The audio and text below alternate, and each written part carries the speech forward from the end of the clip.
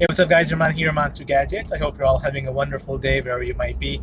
Thank you so much for joining me. As you can see, I am actually recording using the Owl Cam as I drive. So this is kind of what the video looks like on the inside as well as the outside. So I wanted to quickly show this to you guys so you see the actual quality of the audio as well as the video. Not that you would be using this to actually record yourself, but if you use that feature of OK, that's how it would record you. So that's what it kind of sounds like.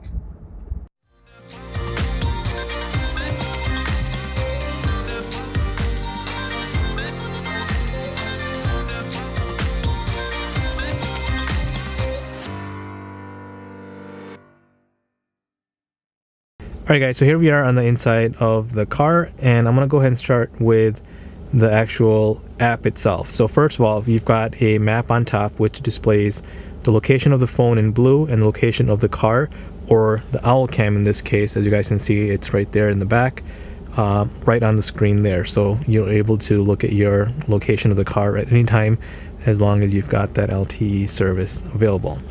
Next, you've got two different windows here, which one will cover the outside view of the camera, one will cover on the inside view of the camera, and you've got a couple options, on the one on the left, one on the right.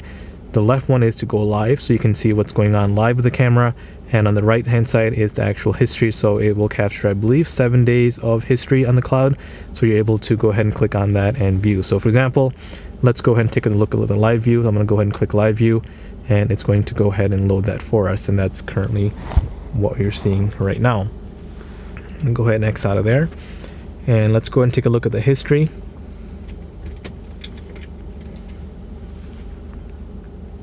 Give it a second or so. And here you're able to scroll through the timeline and pick the clip that you want.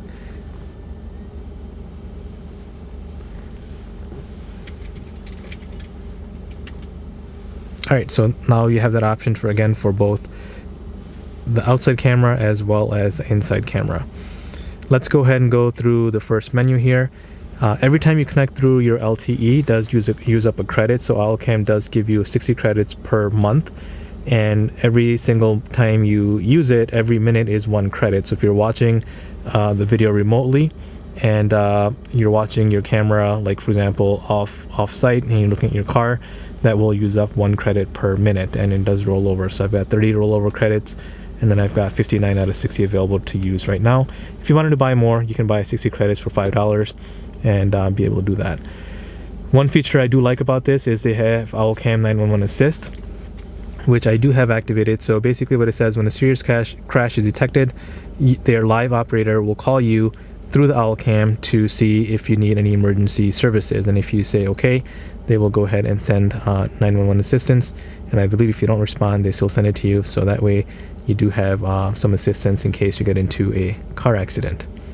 Alright, so let's go back to the clip section here. So this is the main section we were at, and then here's the clip section. So the nice thing about this is when there's any type of motion detected or damage detected, it will send you an alert, a push alert to your phone, letting you know there was some type of movement detected.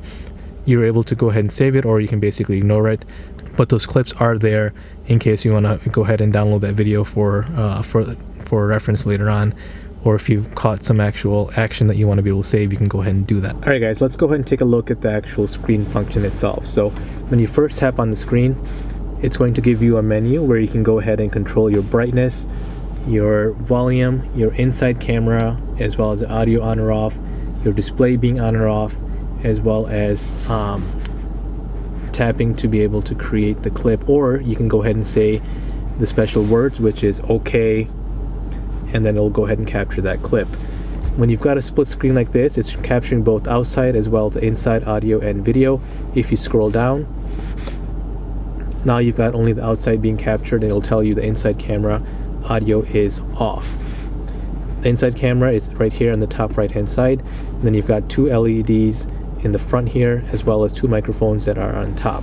I will tell you, one of the cons on this thing, you guys can probably hear, is the fan. So if you can hear that,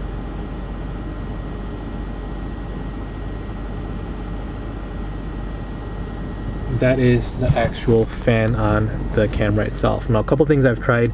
I have tried to turn off the LCD screen to see if it helps to keep it cool. Unfortunately, that does not really help it at all. It still comes on once it heats up, and it becomes very annoying very quickly if you are not listening to a radio or you don't have your heat or AC cranked up. It becomes very annoying to listen to this fan come on or off.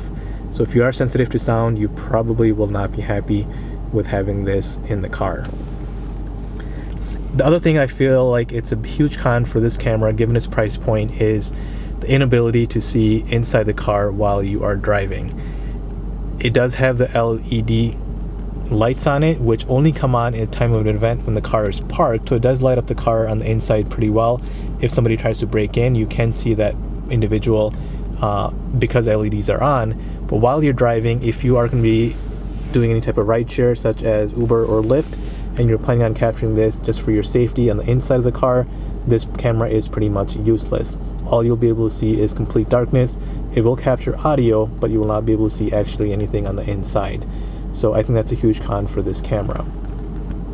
Alright guys, so a couple of cons we covered today was number one, the fan being too loud, and number two, not having any night vision for the inside camera to be able to capture actual people or, you know, things that are happening inside the car. I will say the only plus point of having this camera within this price range is for the fact that you can go ahead and remote into it through the LTE connection. Now keep in mind, the OwlCam itself has to be able to receive a signal of service, so as well as your phone. So as long as you've got service on both ends, you can go ahead and remote into it, not only see it live, but also be able to speak to whoever you want to be able to speak to within the car. So if that's really what you're looking for, this camera is probably the one to go with.